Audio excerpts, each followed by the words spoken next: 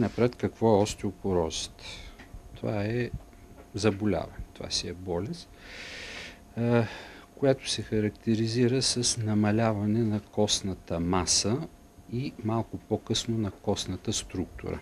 Това води до значително намаляване на здравината на костта и е предпоставка и е причина за възникването на много сериозни усложнения, каквито са счупванията, фрактурите на костта. Това прави остеопорозата такъв значим проблем, социално значим проблем. Защо? Защото остеопороза имат някъде около 1/3 от жените в менопаузата, а с течение на времето някъде около 40% от тези жени в годините имат такива патологични фрактури, които се дължат на остеопорозата. Сега, почти 60% от фрактурите на бедрената кост водят до инвалидизация на пациентите и то трайна необратима инвалидизация.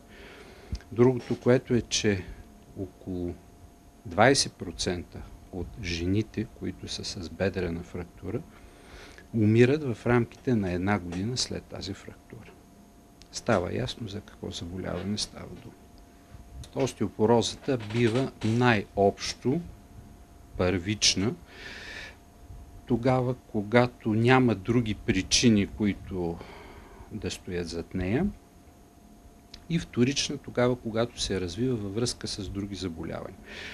Първичната остеопороза от своя страна се разделя на 2 големи групи. Едната е постменопаузалната, която се развива при жените в менопауза, т.е. някъде от около 50-52 години нататък до около 70-та година, и старческата, която е вече при възрастта над 70 години. Някъде втората, третата до 4-та година след менопаузата вече започва да се изявява тази остеопороза. Затова съвета ми е жените в менопауза с такава давност на менопаузата вече да започнат да се грижат за костната си плътност, т.е. да направят изследване, което да покаже дали има или няма остеопороза и ако има, каква е степента на нейната изразеност. Т.е. това е лека, средна, тежка, защото от това зависи какъв е шансът те да получат фрактури. Изследването, което се прави, е на рентгенов принцип и се казва DEX, двойно енергийна рентгенова абсорбциометрия.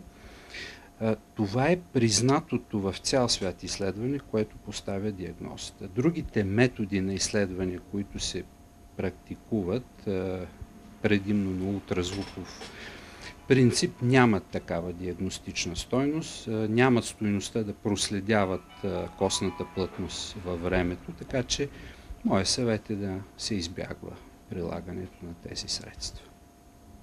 Тоест, ако има съмнение за остеопороза, най-добре е да се проведе такова рентгеново изследване, DEX-а, и то ще отговори на въпроса има ли и колко тежко изразена е остеопорозата.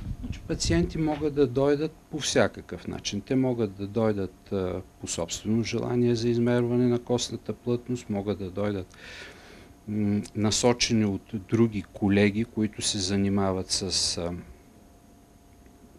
проблема остеопороза. Това са акушер-гинеколози, това са ендокринолози, това са